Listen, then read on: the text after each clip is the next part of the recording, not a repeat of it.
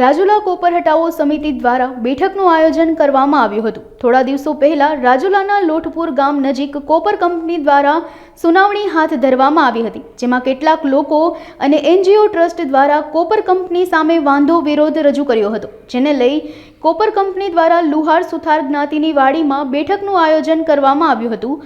Copper હટાવો company સામે બેઠકમાં નુકસાન અને પ્રદૂષણ બાબતે ચર્ચાઓ કરી અને સુનાવણી યોજાઈ તેને રદ કરવા માટેની માંગણી કરવામાં આવી હતી। બેઠક બાદ રેલી સ્વરૂપે મામલતદાર કચેરીમાં પહોંચી આવેદનપત્ર આપી રજૂઆતો કરવામાં આવી હતી। બેઠકમાં મહુવા વિસ્તારના કોંગ્રેસના પૂર્વ ધારાસભ્ય કનુભાઈ કડસરિયા, તખુભાઈ સાણસુર, મહુવાના ભરતસિંહ વાડા, વિક્રમ ધાખડા સહિતના લોકો ઉપસ્થિત રહ્યા હતા।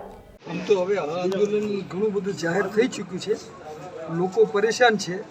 જ્યારથી લોક સુનાવણી થઈ હતી ત્યારથી એક જાતનો આક્રોશ લોકોમાં એ આવી ગયો કે લોક સુનાવણી એટલે લોકશાહીને બચાવવા માટે, લોકોના અધિકારનું રક્ષણ કરવા માટે, લોકોને સાંભળવાની વાત એને લોક સુનાવણી કહેવાય। જો આપણે સ્વરાજના હક્કો ભોગવતા હોઈએ તો લોકોને સાંભળવા તો જોઈએ। કોઈ પણ ઉદ્યોગ આવે, કોઈ પણ મોટો કારખાનો આવે, કોઈ મોટો ધંધો લઈને કોઈ આવે તો લોકોને શાંતિથી સાંભળવા જોઈએ, અને એમાં લોકોનું હિત જો જળવાતું ના હોય તો એને સમજાવવા પડે કે તમારું હિત આમાં છે પણ તમને દેખાતું નથી, તમારા ભલા માટે આ થાય છે, તો પછી લોકો સમજે। પણ એને સમજાવવાને બદલે બધાની ધરપકડ કરીને પોલીસના ટોળાઓ આવે અને બધાને એમાંથી ઉપાડી જાય, એને ડિટેન કરી લે અને છોડે નહીં, તો આ તો લોકશાહીનું હનન થયું કહેવાય। લોકશાહીનું રક્ષણ કરવું જોઈએ। સત્તાતંત્ર છે, પોલીસ તંત્ર છે, એ લોકોએ લોકશાહીનું રક્ષણ કરવું જોઈએ અને લોકોના અધિકારોનું જતન કરવું જોઈએ, એમાં એને મદદ કરવી જોઈએ। લોકો તો હથિયાર વગર શાંતિથી પોતાની વાત રજૂ કરવા આવ્યા હતા। એટલે મૂળ વાત એ છે કે લોકો અત્યારે સાચા છે અને કોપર પ્લાન્ટથી જે કંઈ ચારે બાજુ ભયંકર પ્રદૂષણ થાય, એ પ્રદૂષણથી એમની જિંદગી પણ જોખમમાં આવે, એમની ખેતીવાડી પણ નષ્ટ થાય, તો આ બધું બચાવવા માટે થઈ અને લોકો પોતાનો અવાજ રજૂ કરવા લોકસુનાવણીમાં આવ્યા હતા કે અમારે આ પ્લાન્ટ જોતો નથી। તો હવે જ્યારે લોકોને આવી રીતે ડિટેન કરી લીધા, ધરપકડ કરી લીધી, તો પછી આ લોકસુનાવણી રદ થવી જોઈએ। લોકસુનાવણી જે મિનિટ્સ લખાઈને આગળ ગઈ હોય તો એ મિનિટ્સ રદ થવી જોઈએ, અને ફરી વખત જો આ પ્લાન્ટને અહીંયા આવવું હોય તો લોકોને શાંતિથી બોલાવી, મોટી સંખ્યામાં જાણ કરી અને પછી એની વાતને સાંભળવી જોઈએ।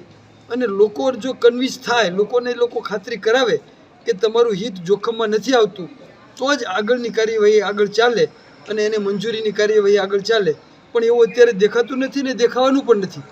એટલે કાયમ માટે લોકસુનાવણી પણ રદ થાય અને આ કોપર પ્લાન્ટ અહીંયા કદી પણ બીજી વાર ના આવે। આમ તો બીજી વાર આવ્યો છે, પણ હવે કદી આ એરિયાનું નામ ના લે, કેમ કે આ અહીંયા ભયંકર પ્રદૂષણ અગાઉથી થઈ ચૂકેલું છે। એમાં વધારો કરવાથી તો આખી જિંદગીઓ અહીંયા જોખમમાં મુકાય।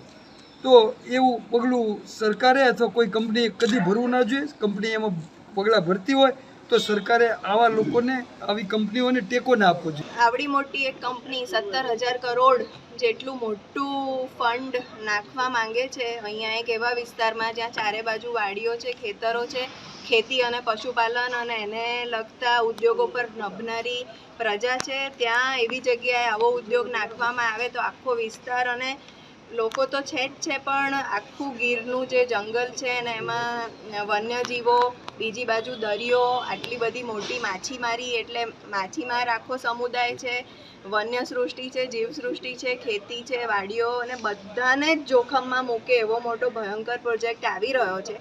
એની પર્યાવરણીય લોક સુનાવણી, જેના દ્વારા પર્યાવરણીય મંજૂરી મળે, એની પ્રક્રિયાએ જ દેખાડી આપ્યું કે કંપની, સત્તા, પોલીસ બધા ભેગા મળીને કેટલો બધો અન્યાય કરી શકે અને લોકોનો અવાજ પહેલાં તો ઊભો ન થાય એવી બધી જ તાજવીજ કરે, અને તેમ છતાં થોડા લોકો પણ જાગૃત થાય તો એનો અવાજ દાબી દેવા માટે આખું જ તંત્ર ભેગું મળી અને લોકોને બોલવા ના દે।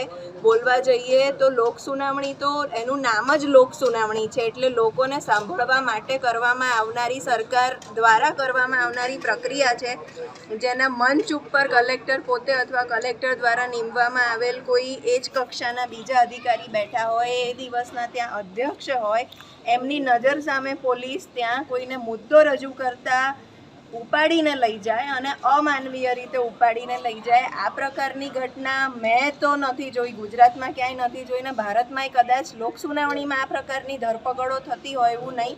અને પછી જે બોલી શકે, લોકોને થોડું ઘણું દોરવણી આપી શકે એવા લોકોને તમે ડિટેન કરીને પોલીસ સ્ટેશનમાં બેસાડી રાખો અને ગામના લોકો જેને તમે એક 25 પાનાનો રિપોર્ટ પણ નથી વાંચવા દીધો એવી પરિસ્થિતિ ઊભી કરી છે, એવી જનતાને સામે રાખીને તમે આ પ્રકારની લોક સુનાવણી પોલીસના ભયંકર દબાણ હેઠળ કરો, એ કયા પ્રકારની પ્રક્રિયા કહેવાય? એ કયા પ્રકારની લોકશાહી કહેવાય? ને એને લોક સુનાવણી કહેવાય ખરી? એ દિવસે તો પોલીસ સુનાવણી હતી અને કંપની સુનાવણી હતી, લોક સુનાવણી હતી જ નહીં.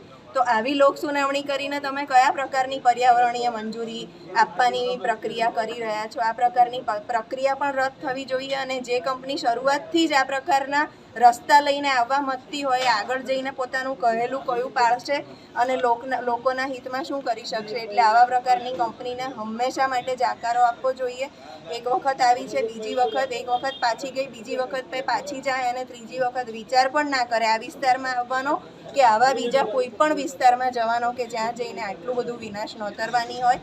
એના દ્વારા આપણો જીડીપી વધવાનો હોય તો પણ આપણે ત્યાં થોડું ધન સંપત્તિ વધવાના હોય, દેશનું કંઈ વધવાનું હોય તો પણ માણસોની સુખાકારી, જળ, જંગલ, જમીન, લોકોનું સ્વાસ્થ્ય, ઢોર ઢાંખર, પશુ પક્ષી એ બધાના જીવનથી ઉપર કોઈ દિવસ ધન, લક્ષ્મી, સંપત્તિ હોઈ ના શકે. એ વાત જ્યાં જેને સમજવી હોય, પહોંચાડવી હોય એને પહોંચાડે કે મનુષ્યનું જીવન એ સૌથી પ્રાથમિક વસ્તુ છે. એટલે એના ઉપરવટ જઈને કોઈ કંપની કંઈ પણ કરવા માંગતી હોય ને એક ઓફરથી જેવો પણ વિકાસ કરવો હોય તો એવો વિકાસ નથી અમને મંજૂર, નથી અહીંની પ્રજાને મંજૂર. આટલી પેઢીઓની પેઢીઓ એ વિકાસ વગર અહીંયા જીવતી રહી છે. આવો વિકાસ કરીને આ છેલ્લી પેઢીને પૂરી નથી અમારે કરી નાખવી. અને અમે વિકાસ માનતા નથી અને એને તમે વિકાસ કહેતા હોય તો એવો વિકાસ અમારે જોઈતો નથી. એટલે આવી કંપની અહીંથી પાછી જાય.